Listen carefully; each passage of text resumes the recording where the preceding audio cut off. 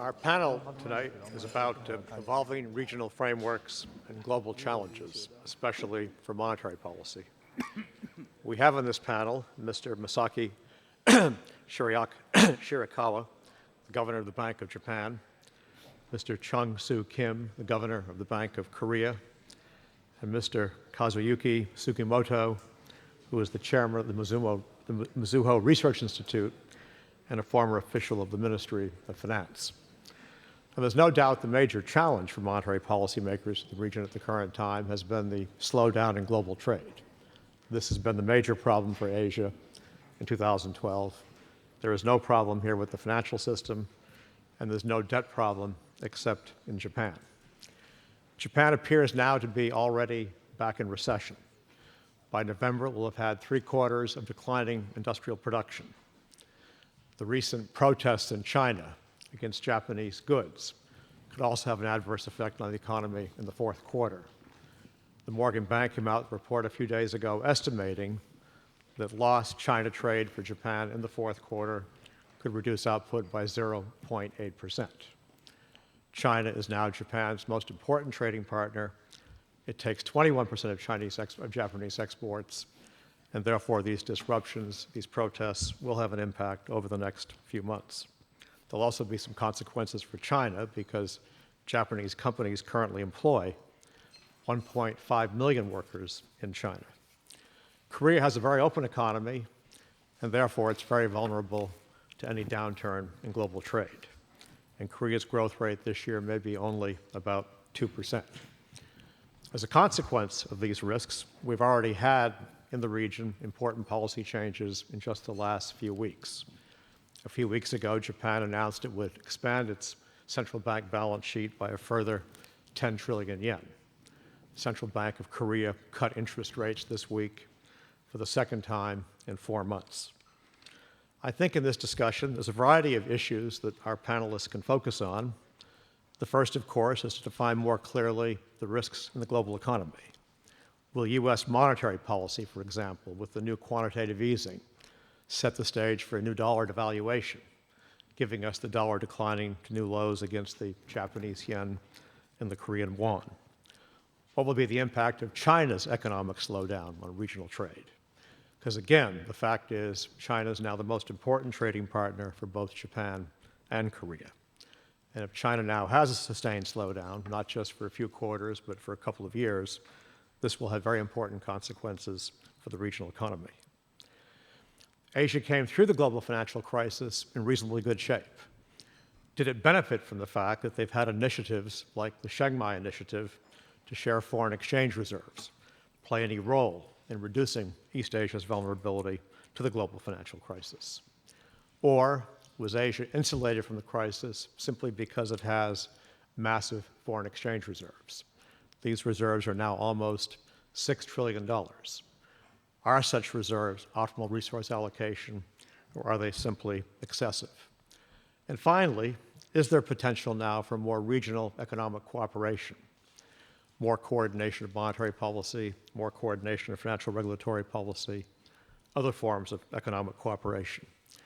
We'll begin the discussion with comments by Mr. Shirakawa, followed by Mr. Kim, and then Mr. Sugimoto. Thank you.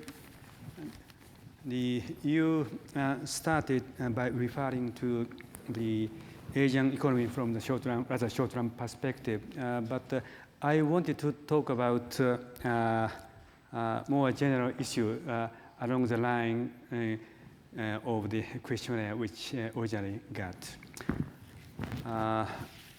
I'd like to discuss 3 lessons from global financial crisis and the resulting challenge they present. Especially, my remarks is based upon both global and Asian perspective. First, in this globally interconnected world, nothing is purely regional anymore. Global perspective is crucial. When the euro area crisis was initially brewing a couple of years back, there was a reluctance from our European colleagues to discuss it as an issue with global implications. The euro area economy was recovering, and it was argued that the current account of the euro area as a whole was balanced, and that intra-area imbalances were manageable. It was presented as a regional problem with regional solutions. We all know now that this was not the case. The euro area crisis has impacted global growth through both trade and financial channels, probably in a much larger way than initially expected. Resolving the euro area crisis has become a key agenda item for the G20, and IMF is playing a key role together with euro area countries toward its resolution.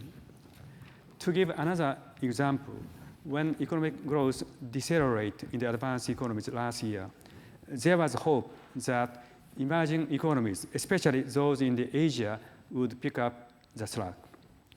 Asian economies provided approximately 40% of global growth in 2011, and their shares in global export was more than 30% in 2011. This, however, did not mean they were immune from the slowdown of the European economy. Weakness in Europe has impacted Chinese export, and through the regional supply chain, export and growth has been impacted broadly throughout Asia. The IMF points out that 2/3 of emerging Asia's exports are linked to demand from Europe and the United States, and fund has reduced its growth outlook for Asia in 2012 from 6.0% to 5.4%, and that of 2013 from 6.5% to 5.9% respectively. They have also noted that this estimate is based on the premise that conditions in Europe improve gradually and that the fiscal cliff in the United States will be avoided. Considerable downside risks remain. The second lesson is that putting one's house in order is an essential prerequisite condition for each country to achieve sustainable growth, but not a sufficient condition. In formulating macroeconomic policy, the traditional emphasis was to ensure domestic stability or to put one's house in order. However, the simple sum of each country's policy action may not necessarily achieve an optimal outcome at the global level.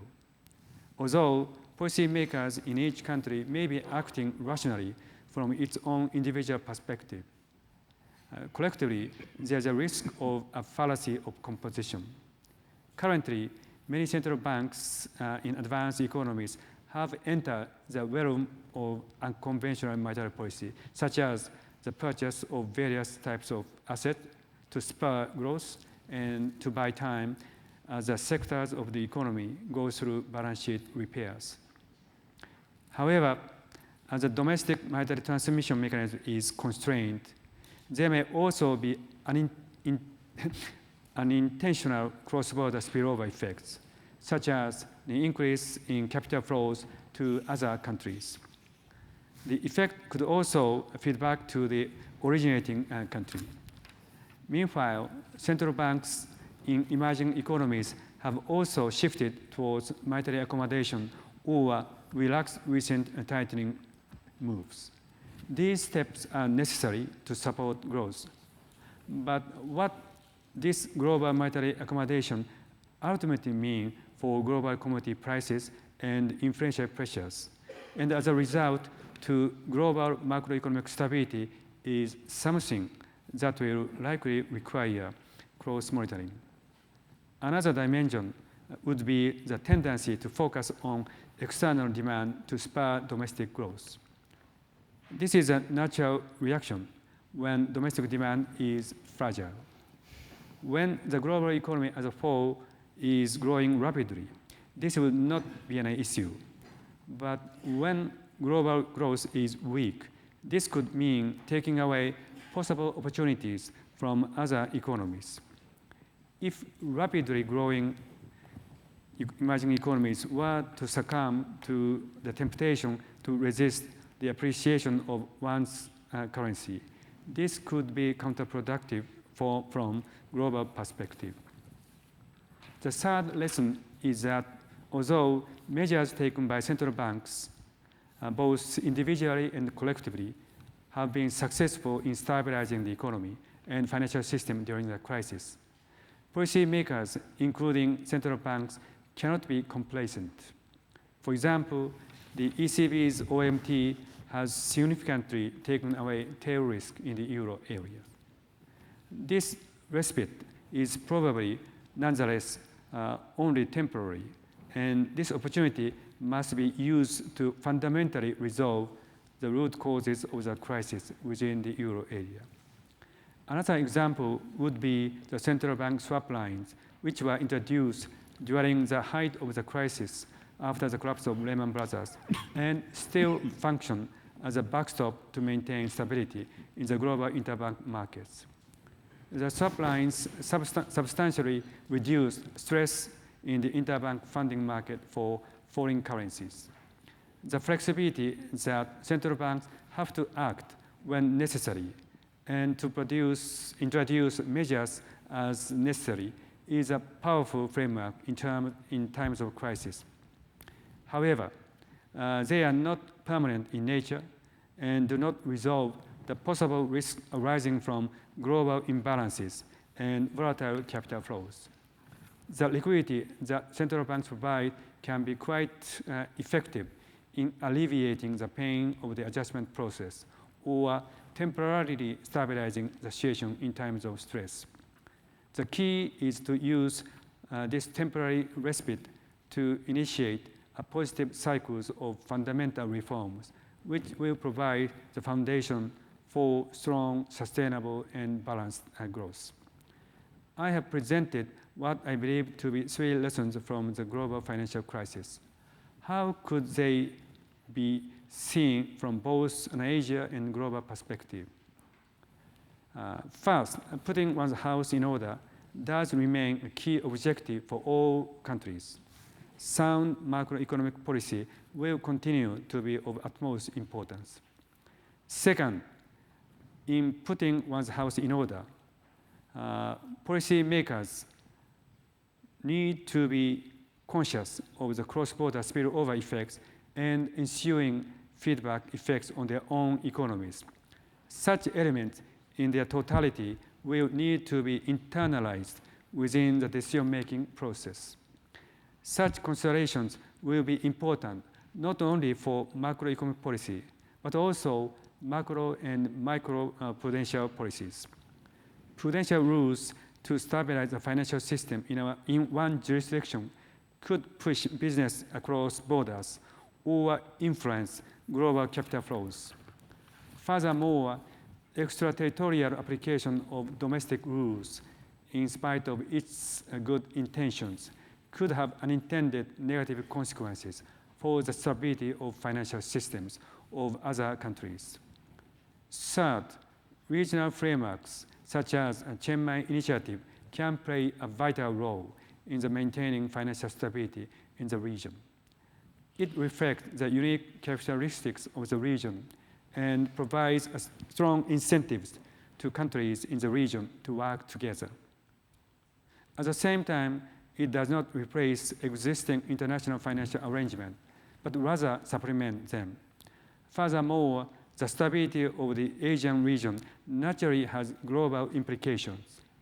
Thus, the regional surveillance provided by the ASEAN Plus 3 Macroeconomic Research Office, EMRO, together with global surveillance provided by the IMF, will both play a pivotal role in the effective operation of the Chiang Mai Initiative. I stop here. Thank you.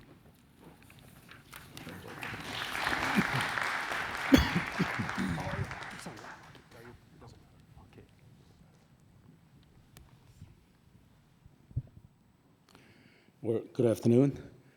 Like speakers of the previous session, I found standing in the podium a little more comfortable than sitting on the chair when delivering a speech. I think this is primarily because I started my professional career as a teacher at the university. Before presenting my views on the subject, I would like to thank the Bretton Woods Committee for inviting me to speak at this International Council meeting. Let me begin by discussing the potential as well as the practical limits of Asia's current regional framework as a collective insurance mechanism for preventing crises.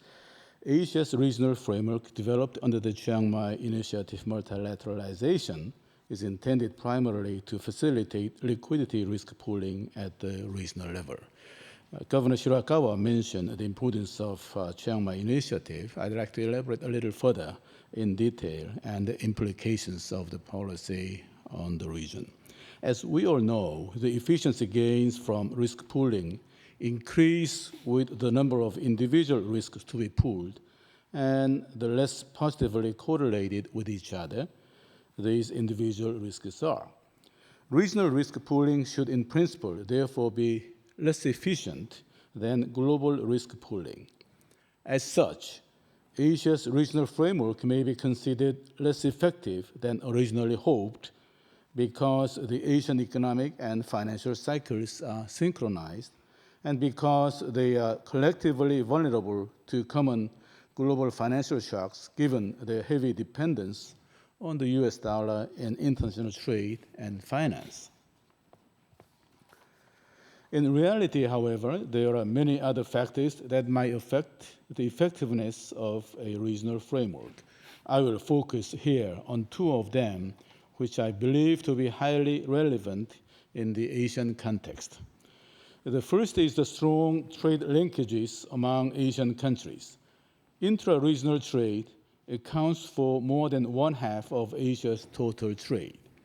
This fact will then imply a high likelihood of real contagion across countries in the region. If Asia's regional framework can help to stop contagion before it spreads, it would be valuable. The second is the governance structure of global risk pooling as currently organized by the IMF. Many Asian governments have been averse to receiving financial assistance from the IMF merely because of the politically unpalatable stigma effects. Moreover, they appear less assured of the transparency and uniformity of IMF decisions regarding conditionality and financial support, and of the fair representation of their own voices in the IMF decision-making process as well. During the global crisis, no Asian countries tapped IMF resources made available to qualified members, even though the terms were very favorable and there was no ex-post conditionality attached. This could, of course, be an indication that liquidity shortages among Asian countries were far less severe than they appeared at the time. Nonetheless, I believe they would have utilized these IMF resources for precautionary purposes had there been no fear of stigma effects. Having said all of this, I would like to move on to the issue of how to build an efficient system of global financial safety nets that offers good protection to countries while minimizing moral hazard. My views here may be speculative, given the complexity of international coordination of national interests and limited availability of empirical evidence on the effectiveness of safety nets. Nevertheless, I hope that I can offer some good food for thought.